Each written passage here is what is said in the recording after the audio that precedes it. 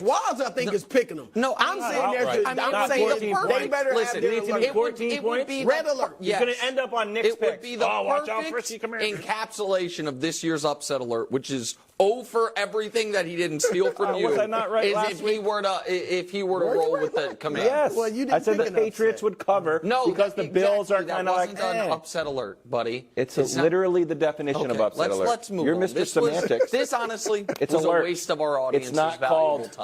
Outright win. Let's jump ahead to the playoffs. Super Bowl odds. San Francisco's at 1. Baltimore's at 2. Dallas, then it's Buffalo and Kansas City tied at 4.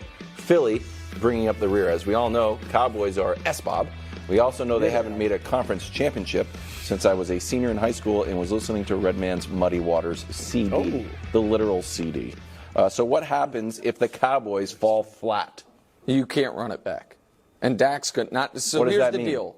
I'm about to explain it. Well, I mean, I'm about to explain it. Tell me more. Let it breathe a moment. Yeah, I want to. Listen, Dak's about to get, and I talked about it before the year started, that if Dak played well this year, he was going to sign a contract that makes people's eyes pop this offseason. He's getting it, no matter what. Mm-hmm. It's going to be, my guess is, 4 years, around $240 million, with around close to $200 million guaranteed. It's going to be the best quarterback contract ever, and those for reasons of they can't franchise him, all this stuff. So he played it perfectly. Yes, he has contractually, he has played every step of his career perfectly, maximized his dollars in a way we've really only seen Kirk Cousins do. So he's back.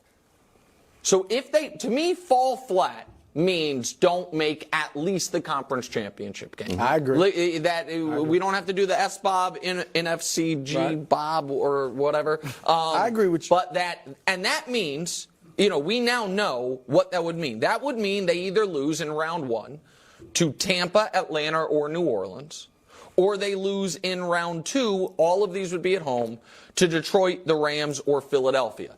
All 3 teams they beat in the regular season, and it would be at home. If that happens, I would not think that Mike McCarthy's job should be safe. I think the team is too good, and Brew, let me show you something, if I may. Under the auspices of, let's assume, I know Wilds thinks it's crazy, let's assume they beat the frisky Commanders this weekend. Maybe 3 straight 12-win seasons.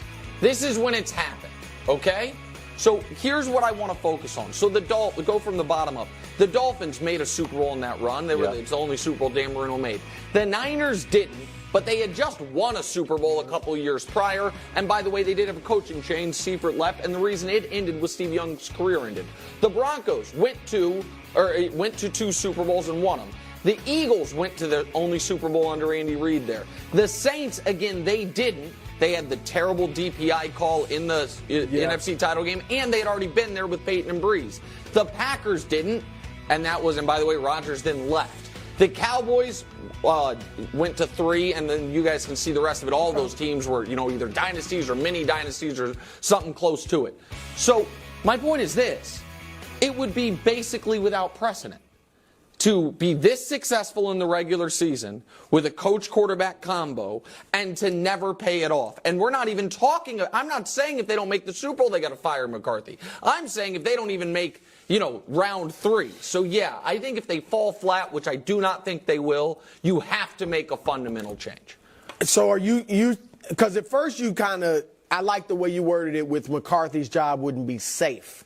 Meaning it's not a definite firing, but it's on the table now. Oh, I'd fire him and I'd call Belichick. I'd fire him and call Robert Kraft. He just stole my.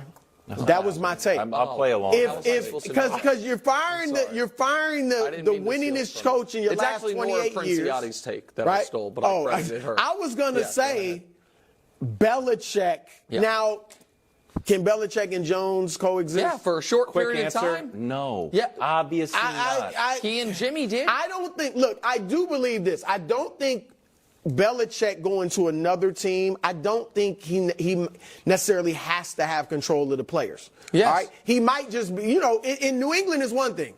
Somewhere else, he might just be cool coaching. All right. That. Yeah. They don't need that much change. Now, what they do need, I would, if they fall flat, I would bulk up the defense a little bit because they get run on too much. How they about get pushed around a little bit. The greatest defensive coach ever? Right. Yeah. No, I feel you on that. I would get a running back to a meat eater, so to speak. Thunder and Tony lightning. Pollard went from 5 yards a game for his career to now he's at 4. He needs somebody to just get beat on a little bit to soften up that defense. Outside of that, I was thinking, man, McCarthy's won 3 straight years, 12 games, 3 straight years, we presume. How do you fire him? But if I could get Belichick. Well, and it assumes the playoff. Listen, if they lose in round 1, it's an abject disaster. Of course. And the context of losing in round 2 at home, then there is all of a sudden almost a you have to reorder the conference in your brain. Because the only teams they could be playing in round 2 are other than the teams they would have beaten in round 1. Philly, it's like, all right, Philly's in free fall, and they're still ahead of us. They're in our own division.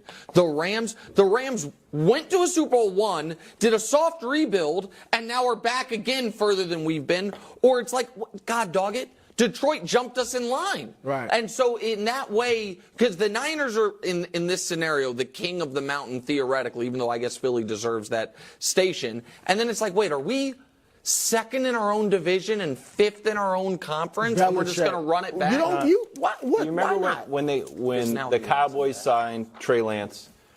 Jerry got on the radio. It's like the reason why we operate so smoothly is we can make the decision super fast. I think he made that decision with like giving Mike McCarthy the heads up. Do you think Bill Belichick is going to be in a situation where someone else? 3-year deal. I think he can win right away. I think Bill. Can we have what's 40 a better more place seconds? to go? Exactly. I think that Wilds.